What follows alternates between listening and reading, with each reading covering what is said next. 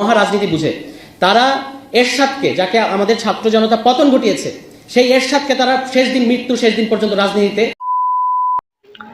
আসসালামু আলাইকুম বন্ধুরা, আশা করি আপনারা সকলেই ভালো আছেন। তো আজকে যে বিষয়টা নিয়ে আপনাদের মাঝে হাজির হয়ে সেটি হচ্ছে বিএনপি তারা শুধু বলছে নির্বাচন দিতে হবে, নির্বাচন দিতে হবে, এছাড়া তারা কোনো কথা বলছে না।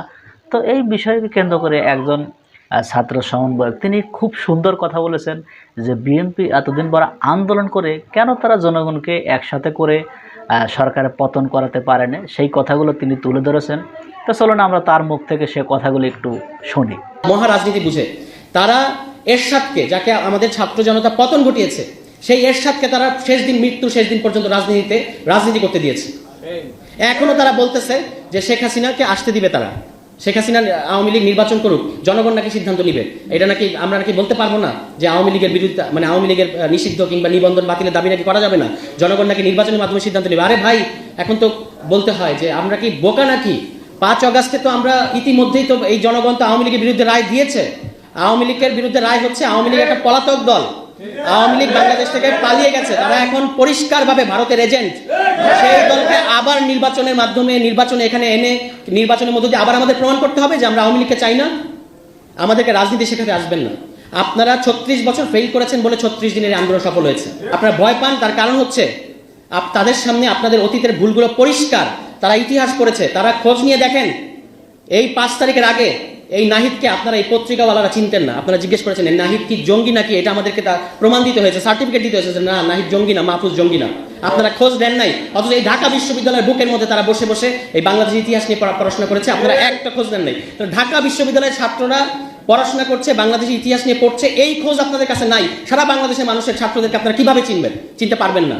আমাকে বিএনপির নেতা বলতেছেন যে রিকশাওয়ালা কি কোটা বুঝে?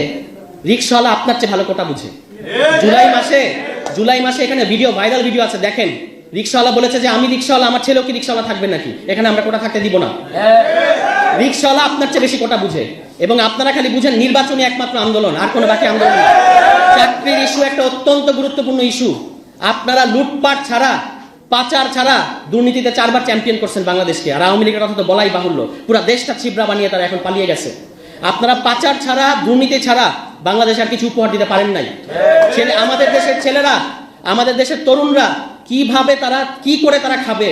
তারা কি চাকরি করবে নাকি? ঠিক আছে, চাকরি সবার চাকরি করতে হবে না, তাহলে আপনি তাকে উদ্যোক্তা কোনো ইনসেন্টিভ দিচ্ছেন? কোনো ইনসেন্টিভ তারা দেন নাই আমাদের তরুণদেরকে, তাহলে তারা চাকরি আন্দোলন করবে না? আপনাদের নির্বাচনের পিছনে কি আপনাদের পিছিয়ে গিয়ে দাঁড়াবে এবং তারপর আপনারা আবার ক্ষমতায় এসে আমাদের সাথে জুলুম করবেন? এই কারণে আপনাদের নির্বাচনের দাবিতে আন্দোলনে জনগণ সাড়া দেয় না। এই কারণে আপনারা 7 জানুয়ারিতে ফেল করছেন। স্বীকার করেন আপনারা কেন 7 জানুয়ারির আগে যে দামি নির্বাচনের কথা আমরা বলি, আপনারা তো দামি আন্দোলন করেছেন। আপনারা দামি আন্দোলন করেছেন যে স্যাংশন দিবে আমেরিকা, এবং সেই স্যাংশনের ইয়েতে এখানে আওয়ামী লীগ করে যাবে, তারপর সুষ্ঠু নির্বাচন হবে। এবং আপনারা পরে অভিযোগ করেছেন যে ঢাকা শহরের মানুষজনরা আমাদের কেচি গেট খুলে দেয় না, আমাদের নেতাকর্মীরা দৌড় খাইছে, এবং ঢাকা শহরের মানুষের এত খারাপ যে তারা আসলে আমাদেরকে কেচি গেট খুলে দেয় নাই। দিবে না তো আপনাদেরকে কেচি গেট খুলে, কারণ আপনারা তো তার জন্য আন্দোলন করতেছেন না। তাহলে জুলাই মাসে অপরিচিত ছাত্ররা যখন রাস্তায় ডাকলো মানুষজনকে, জনগণকে ডাকলো, এই ছাত্রনেতা আসিফ 2 দিনের ছেলে, তাকে কেউ চিনতো? সে যখন ডাকলো যে ছাড়তে হবে ক্ষমতা, ঢাকায় এসে জনতা লক্ষ লক্ষ কোটি কোটি মানুষ কেন রাস্তায় নামছে? একটু পার্থক্যটা বোঝার চেষ্টা করেন। 36 বছরের বর্ষিয়ান রাজনীতিবিদ, একটু বোঝার চেষ্টা করেন পার্থক্য। এটাই হচ্ছে পার্থক্য, 36 বছর আর 36 দিনের পার্থক্য এইখানেই। এই 36 দিনকে অবজ্ঞা করে আপনারা রাজনীতি করবেন? আমাদেরকে আর মহারা দেখায়েন না। ক্যাম্পাসে আপনাদের ছাত্র সংগঠনগুলা আজকে যে ধরনের সন্ত্রাস করতেছে, আপনারা একটা জিনিস মনে রাখবেন, এখানে আওয়ামী লীগের বিরুদ্ধে গণ অভ্যুত্থান ঘটার আগে ছাত্রলীগের বিরুদ্ধে ক্যাম্পাসে অভ্যুত্থান ঘটেছে। ছাত্রলীগকে আগে ক্যাম্পাস থেকে বের করে দেওয়া হয়েছে। সেরকম পরিণতির দিকে আপনারা যায়েন না দয়া করে। আপনারা ছাত্র সমাজকে কোনো ধরনের হুঙ্কার দিয়ে এখানে রাজনীতি করতে পারবেন না। আপনি ছাত্রদল হন, ছাত্র শিবির হন, অন্য যে হন, ছাত্র সমাজের গায়ে একটা ফুলের টোকা দিয়ে এখানে কোনো ধরনের রাজনীতি আপনি করতে পারবেন না, এটা পরিষ্কার। এখনো হুঁশ আছে। আপনারা কিন্তু আওয়ামী লীগ হওয়ার চেষ্টা করেন না, কারণ আওয়ামী লীগ হচ্ছে অত্যাচারের একটা সিলিং। ওই সিলিং আর আপনারা পৌঁছাতে পারবেন না, এর চেয়ে দুর্বল হবেন। এর চেয়ে দুর্বল হয়ে কিন্তু পারবেন না। ফু দিয়ে উড়িয়ে দিবে বাংলাদেশের জনগণ, ফু দিয়ে উড়িয়ে দিবে আপনাদেরকে বাংলাদেশের জনগণ।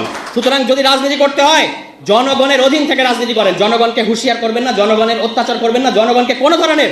প্রতিদিন আপনারা চাঁদাবাজি করতেছেন, প্রতিদিন। এই প্রতিদিনের চাঁদাবাজি খবর জনগণের নাবিশ্বাস উঠতেছে, এবং আপনারা একটা খুব ভালো মজা পাইছেন যে এখানে এই সরকারকে প্রত্যেকটা মুহূর্তে, প্রত্যেকটা পদে পদে কাজে বাধা দিচ্ছেন, প্রোক্লেমেশন করতে দিচ্ছেন না, সংবিধান করতে দিচ্ছেন না, রাষ্ট্রপতি পদত্যাগ করতে দিচ্ছেন না। অন্যদিকে দোষ সব চাপাচ্ছেন ছাত্রদের ঘাড়ে যে ছাত্রদের কারণে এই এরকম হচ্ছে। আপনাদের এর চেয়ে মজার মডেল আর হয় না।